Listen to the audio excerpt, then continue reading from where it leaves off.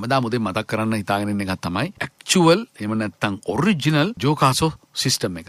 අපි දන්නවා මේ ජෝකාසෝ කියලා කිව්වහම මේක වේස්ට් වෝටර් මැනේජ්මන්ට්. අප ජලය කළමනාකරණය කිරීම. තවත් සුද්ධ කරලා කියනවා නම් අපි টয়ලට්ස් වලින්, බාත්රූම් වලින්, කිචන් එකේ රෙදි හොදනේ වෑන් හරි ඔය ඔක්කොම එකතු වෙලා ගොඩක් වෙලාවට ඉතින් වොෂ්රූම් එකට තමයි ගොඩක් රටවල මේ වොෂින් මැෂින් එකේම යන්නේ.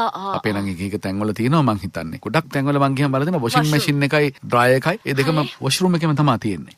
වොෂ්රූම් එකමයි තියෙන්නේ. අපේ රෙදි හොදන නම කැලලක් තියෙනවා. ඒකේ තමයි එහෙම තැනුත් තියෙනවා. එහෙම තැනුත් තියෙනවා. ඔව්. කොහොමද ඒ වතුර ටික අපජලයනේ තින්නේ. එහෙම ගත්තා. ඒවා හොදලා ඉවරනට පස්සේ ඒවා කවුරුවක් බෝතල් වලට දාගන්නේ නැහනේ. මේ වොෂින් මැෂින් එකේ වතුර ටික බෝතල් වලට. ඒකටක් දාලා මේ කළා මේ අර නේද මේකටම හරවලා දැම්මනේ. හරි. දැන් ඊට පස්සේ මොකද කරන්නේ? ඕක පිරෙනවා. වැස්සටත් පිරෙනවා. වැහි වතුරටත් පිරෙන සමහර ඒවා තියෙනවා. ඔව් තියෙනවා. ඒතර මොකද කරන්නේ? ඔන්න එනවා ගලිය. ගලිය එනවා. ගලිය එනවා. ගලියා ඕ තේරි ගලියා ඕ තේරි ගලියා එනවා. ගලියා දර ගාලා අදිනවා. එක ට්‍රිප් එකකින් කරන්න පුළුවන් වැඩෙත් ගලියත් නියම ගලියා. ට්‍රිප් දෙකක්වත් ඕනේ නා. ගලියා ඒව අරගෙන කොහෙද දාන්නේ? ගලියා ගිහලා ඔවා පොල් වතු ගානේ අර වතු ගානේ මේව දානවා. ඔවා කාලයක් මුහුදට දැම්ම මම දන්නේ නැහැ තාමත් මුහුදට අතාරිනවද කියලා. බලන්නකො නේද? බලන්නකො අපේ වැඩ.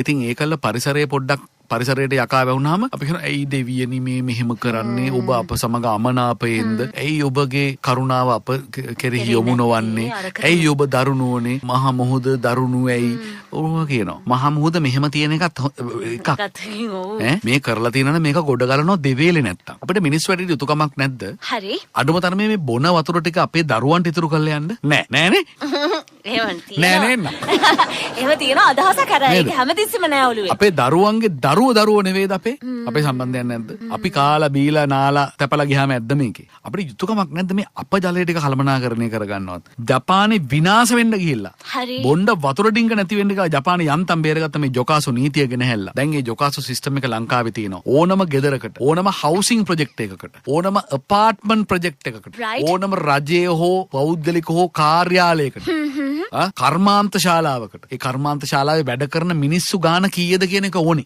අපාර්ට්මන්ට් එකක් හැදුවොත් හරියටම බලන්න ඕනේ කවදා හරි මේ අපාර්ට්මන්ට් එකේම මිනිස්සු පිරුණොත් මිනිස්සු කී දෙනෙකුගේ අපජලය පිරිසුදු කරන්න වෙනවද? එහෙමයි ගණන් හදන්නේ. හරි. ෂෝට් කට් දාලා මිනිස්සු 2000ක් ඉන්න පුළුවන් අපාර්ට්මන්ට් කොම්ප්ලෙක්ස් එකකට 1000ට ගණන් හදලා අපේ නම් ගාන අඩුයි කියලා පෙන්නන අය ඉන්නවා. ඒගොල්ලන්ට අහුවෙන්න එපා. හරියම කැපැසිටි එකකට හැදුවේ නැත්නම් ඔය දාන ජොකාසෝ එකත් අමාරුයි වැටෙන වැඩක්.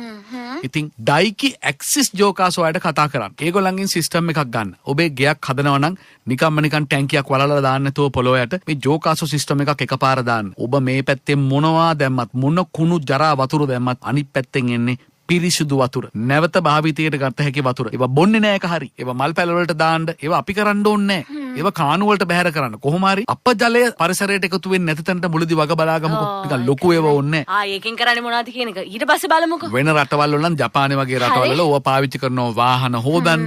ආයිත් පාරක් කරකෝල ඇවිල්ලා අපේ টয়ලට්ස් වල ටොයිලට් එකේ මේ ෆ්ලෂ් කරන්න. එතකොට පාරේ තියෙන මල් පැල වලට වතු දාන්න. එතකොට ඒගොල්ලන්ගේ වතුරු මල් වැඩ කරන්න.